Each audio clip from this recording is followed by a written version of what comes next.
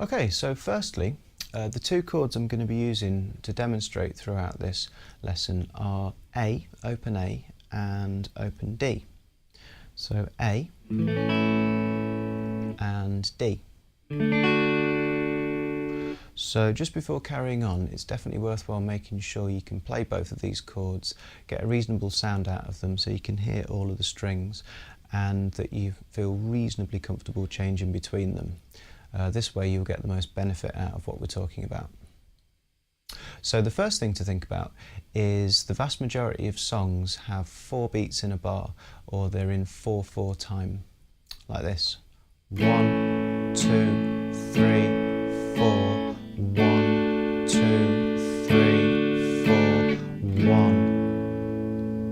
Okay, now I was in time there, but not a very inspiring strumming pattern, quite basic. So quite often what people do is they use alternate strumming, down and up strokes, to create more interesting rhythms.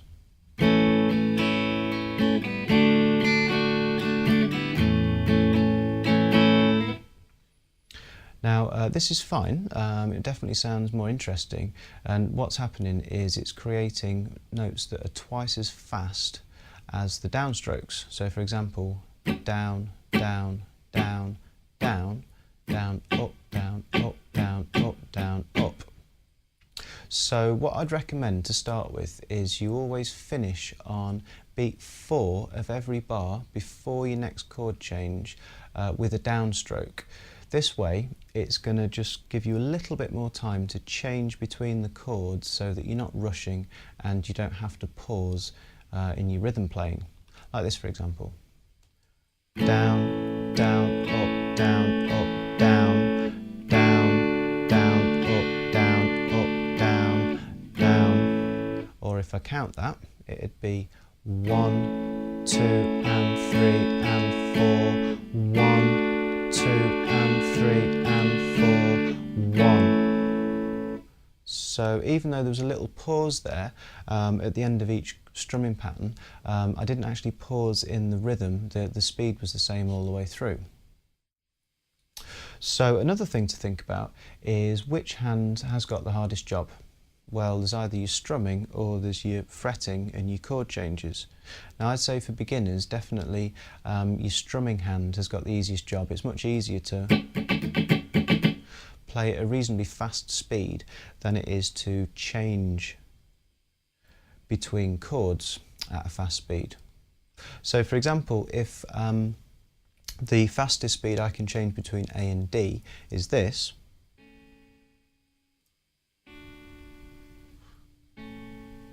then the speed I'm going to have to strum at to keep it all in time is going to be like this.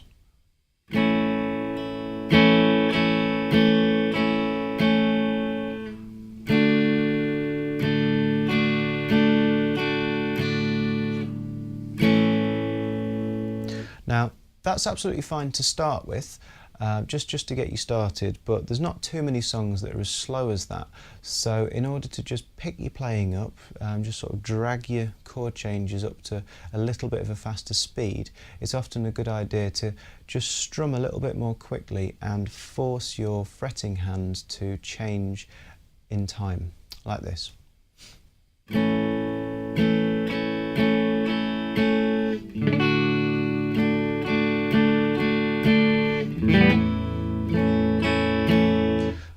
Okay, so I was strumming at a faster speed there, but the first chord, the first strum of each new chord did sound a little bit dodgy because I hadn't quite fretted the chord properly. This doesn't matter at all to start with. What I'm doing is I'm just gradually getting a little bit more quick with my changes, and eventually, if you do this regularly, then all of your strums will sound fine, all of your chord changes will be in time with your strumming.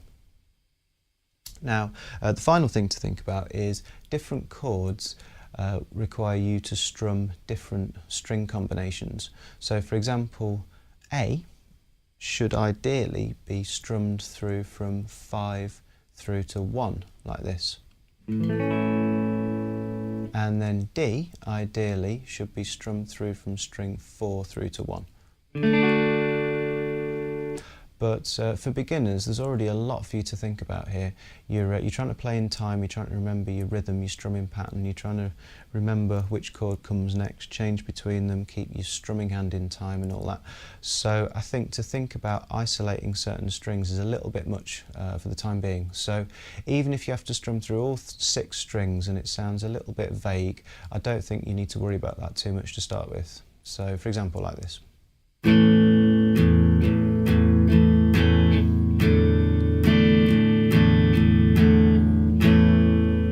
Okay, so it's a little bit vague, a little bit muddy in the bass there, but at least I was in time and at least I was coordinating both hands.